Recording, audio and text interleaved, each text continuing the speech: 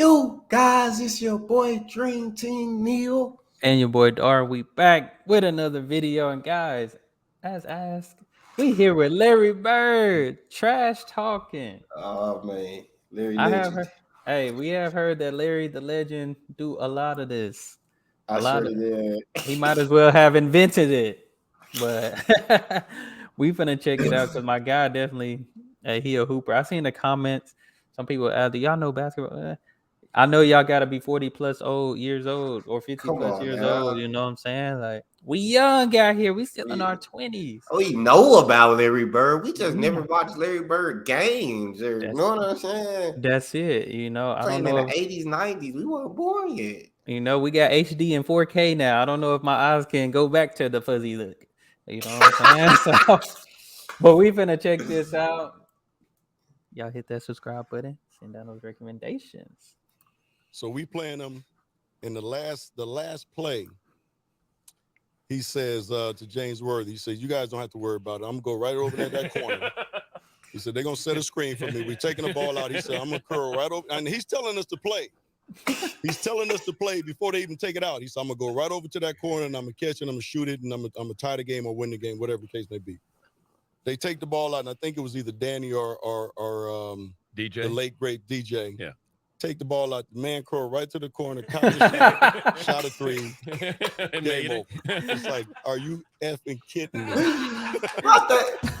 just told James Worthy what he was gonna do. Why did he go to try to stop the pass in, bro? Bro, he caught his bluff right there because he was like, nah, he ain't gonna knock down that. Come on now.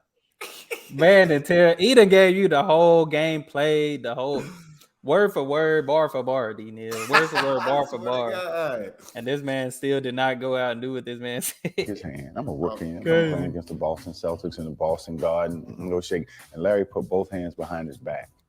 Wouldn't shake my hand. I said, okay, he's just getting into the game. First play of the game, he said, you don't even belong in the league, Holmes. And he shoots a three. Now, I wasn't mad that he made the three. But I said, there's something. This called me Holmes.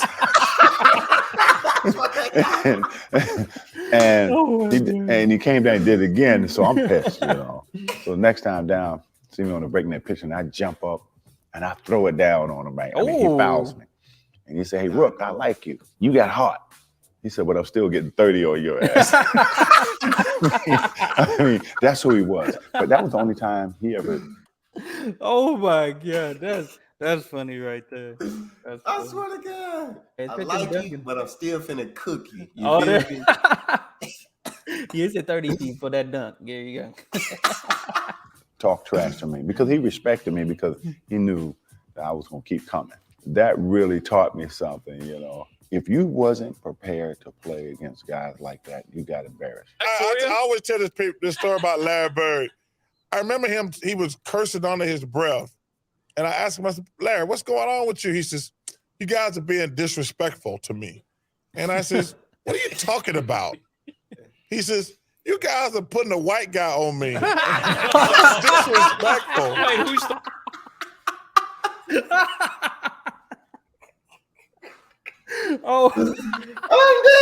Respectful to me.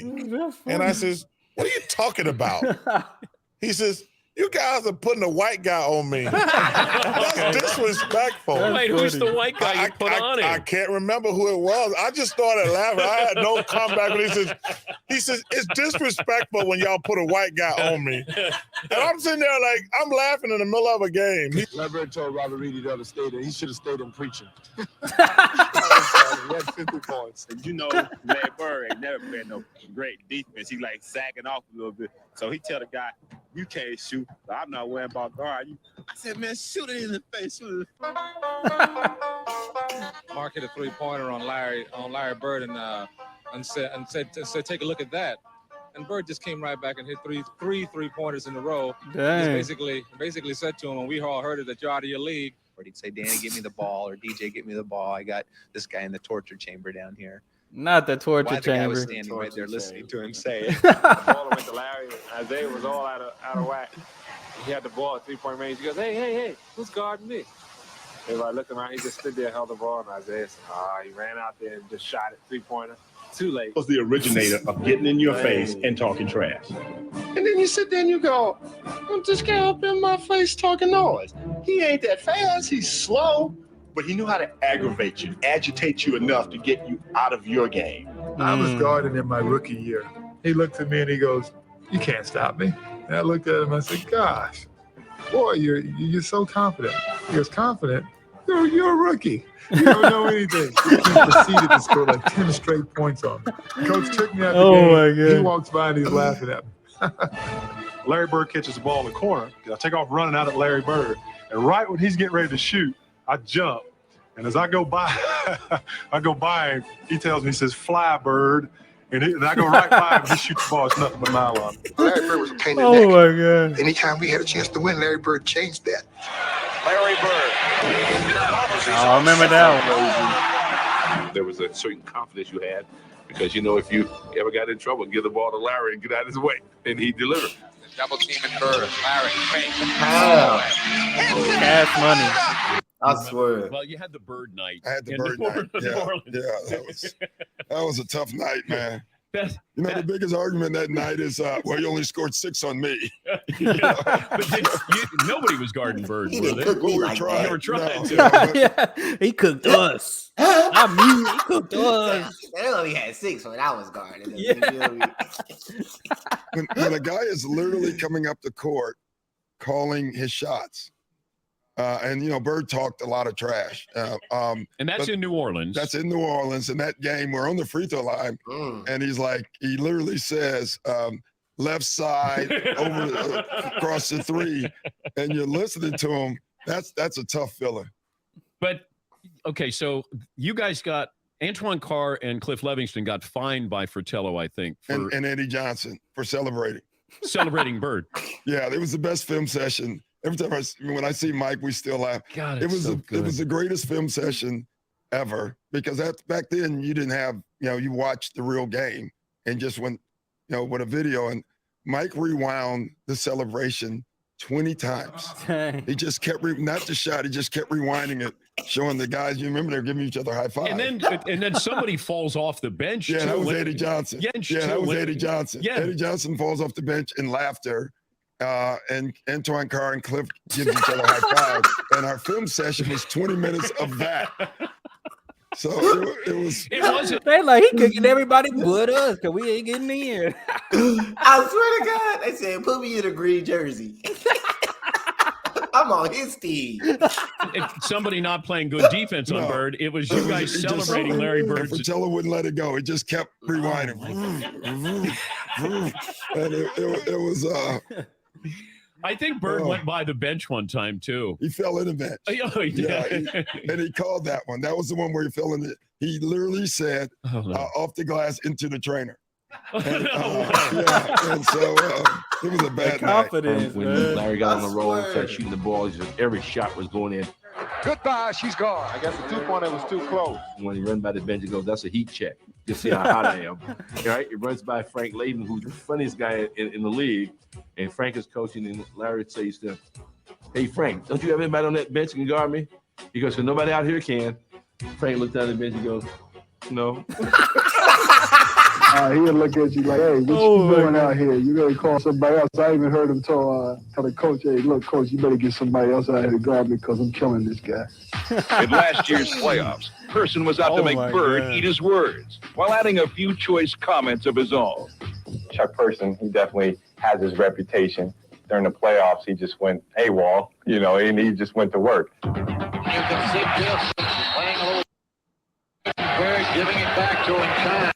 Chuck Person can talk some trash to Larry Bird now. He scored the last 16 points. Dang. Chuck Dang. really one of the ones. Bird, he has caught fire. Person. Oh. And look at Bird. He talking, boy.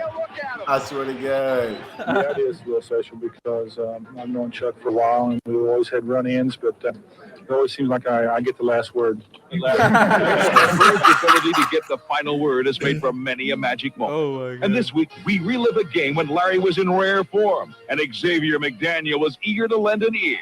Tie game, 13 seconds the play. Celtics basketball. No shot clock. They called timeout. He said, "You know I'm gonna get it." And I said, "I know. I'm gonna be waiting." I'm going to timeout. I'm going to a play, and I tried this is what I'm going to run. All right. Then you get the ball. You go over here and you pass to Kevin. Then you go to the corner. And Robert, you come over. Then about that time, Larry steps in and says, "Coach, why don't you just give me the ball and tell everybody to get out of the way?" Well, after the timeout, we walk back on the court. Larry's going down to his position, so he tells Xavier, "I'm getting the ball." Yeah, he said, "I'm gonna get it right here. I'm gonna shoot it right in your face." 10 seconds.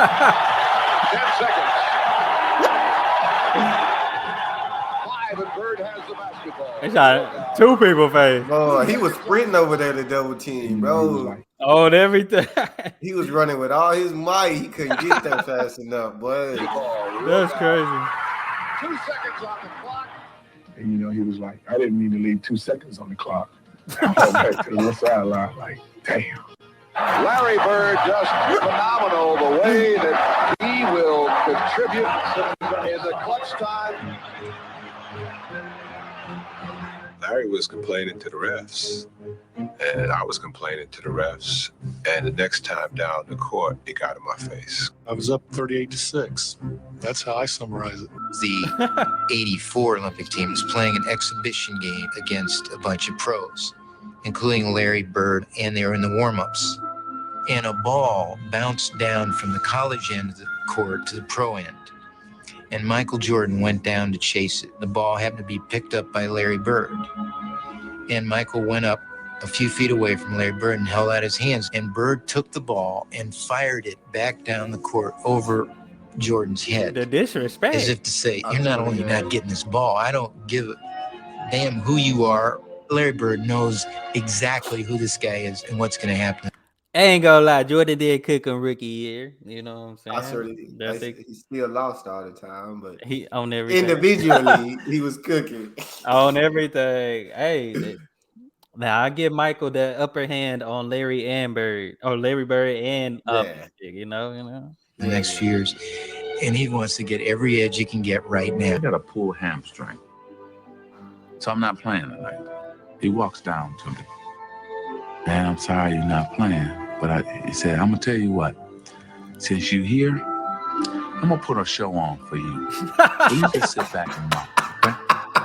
And I'm like, "Man, get out of my face, man. I want to hear that. You know, that's Celtics and the Lakers." Every time he hit one, he look at me. Playing Washington in Washington one night. And Larry just hit what would have been the game-winning shot. But KC called timeout. It won't count. It does not count. Boston had called a timeout. Larry came back to the bench, and he was a little upset. He looks at the bench and says, "Hey guys, when I come back after timeout, I'm going to go right to the same spot. I'm going to kick it in." He told Washington, "I'm going to get the ball." 2 seconds left. The Bullets by 1. Ainge to Bird. He gets a good shot. That's crazy. That's a crazy shot, man. Just one-legged runners from the 3-point line, bro. From the 3-point line, Larry Legend out here, man. Hey, God definitely was. Hey, how do you talk trash to a guy that's talking trash to you and backing it up? That's the thing. Who telling you what he gonna do? Exactly what he gonna do. If he ain't doing it. And then when you talking trash, you probably hit him with 2 points. He coming right back at you with 3 in a row, 3 shots in a row. Now. That's crazy. Those some good stories. Those are good stories, though, right there. And the funny thing is, they happen, and people looking back, and for us being young, man, that guy was different, D-Neil. That guy was different. He was very. I don't think they talking trash like that no more, but. Nah, you ain't even allowed to talk no more. I don't think you. Nah, I'm surprised they didn't show us him getting beat down a lot, because I know that for sure happened. They defense was horrible back then too. They were beating people up. They said WWE rules. Yeah. But no, that was a good one. We appreciate you guys for recommending that one. Hey, y'all send us some more recommendations. Hit that subscribe button. We out of here.